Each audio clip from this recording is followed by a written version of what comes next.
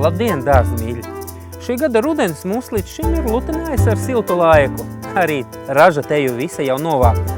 Nu pat ir pienācis īstais laiks sagatavot dārzu pārzīmošanai. Iepriekšējo gadu pieredze parāda, ka ziema spēj dārzam nodarīt lielu kaitējumu. Tāpēc vēlos jums pastāstīt par to, kas vēl pirms ziemas spelgoņas būtu izdarāms. Kārtīgam, rūpīgi koptam mauriņam, ko vasarā regulāri pļāvā, ziemas guļā jādodas ne garākam par 4-5 centimetriem. Savādāk tas zem ziemas sniega var izpūt lielos laukumos. Un savukārt pļaviņu, ko vasarā apļāvām tikai pāris reižu, itin labi ziemu var pārlaist arī garākā kažokā. Kritušās lapas un skujas vajadzētu no mauriņa gan savākt. Nu ko, aiziesim paskatīsimies, ko var izdarīt arī dobēs. Dobēs, kad tās pārziedējušas vai cietušas pirmajos salos, vajadzētu apgriezt noziedējušās vēlās ziemcietes, šajā gadījumā hostus. Bet bez hostām ir gana daudz vēl arī citu augu.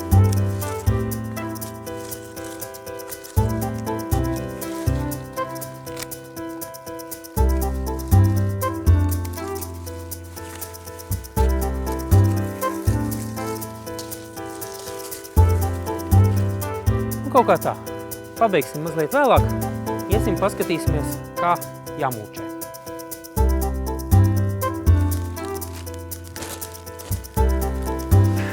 Jaunos stādījumus un sala neizturīgos augus ieteicams mūčēt. Ja tā var būt sausa, kūdra, mizu mūča, sasmalcināts koksnes mūča, sausas lapas, zāģi vai evelētas skaits, vai pat vienkārši kompostēta zeme, kas ir, protams, tīra no nezāļu sēklām. Mūčas slānis veids papildus augu sakņu aizsardzību pret salu. Ieteicamais biezums ir no kādiem 5-7 centimetriem vismaz.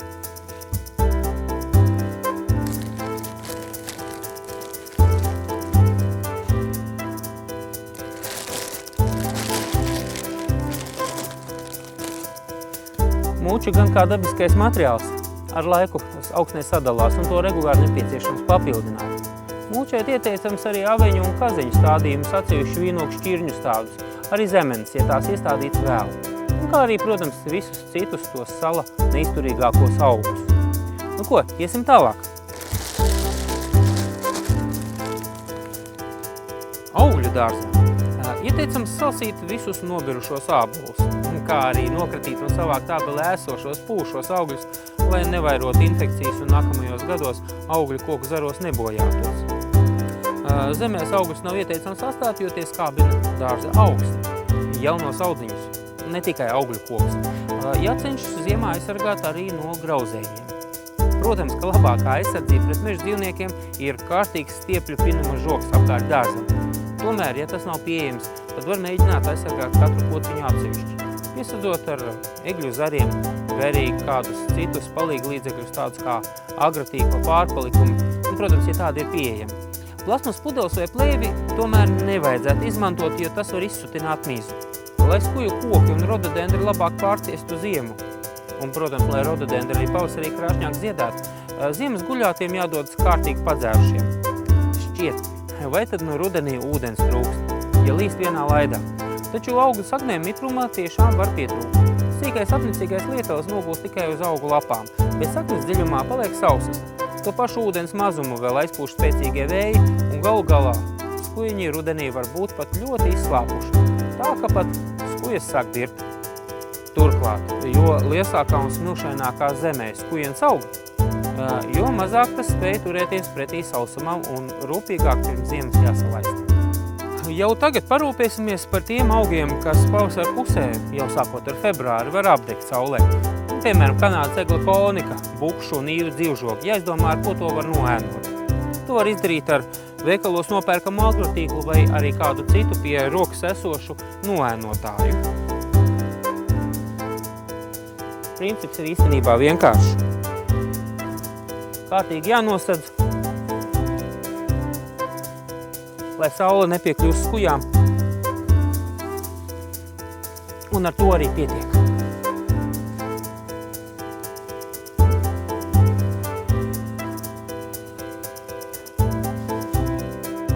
tiem kokiem, piemēram tūjām, kam zari zem sniega smaguma mēdz neglīti izgāsties uz visām pusēm. Zarus ar spirāli veidā apņemtu auklu var jau laicīgi savilkt stingrāk ar stumbru. Lai izskatītos glīti, to jāceņš darīt diezgan nemanāmi, pa vienam zariņam vainag iekšpusē. Kas mums vēl ir palicis? Rozes. Pie pietiekamas sniega kārtas rozes pārziemo labi, bet tā kā mūsu ziemas ir visai neprognozējams, tad arī tās vajadzētu sekt. Rožu ieziemošanu veids pakāpeniski, sekojot laikapstākļu maiņai, bet par to jau mēs stāstījām vienā iepriekšējā sižetā.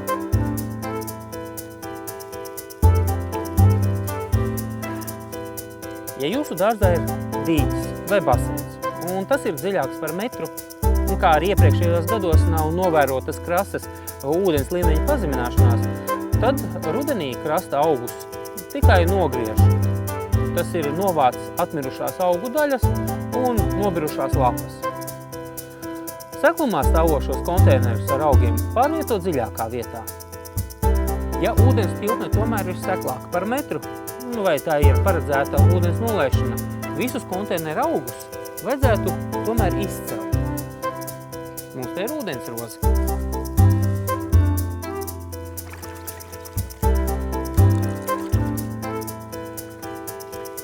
Izceltos augus vajadzētu ierakt mitrākā dāra stūrī, uzbarot virsū pamatīgi kūdras vai lapu slāni.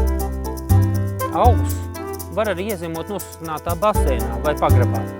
Pagraba augus tur mitrā kūdrā, bet, ja ieziemo pašā baseinā, tad konteinerus ar augiem sabīd centrā un apsedz ar agratīku vai kādu citu materiālu, bet baseinu blīvi piepilda ar rudenī, piemēram, kritušajām lapām.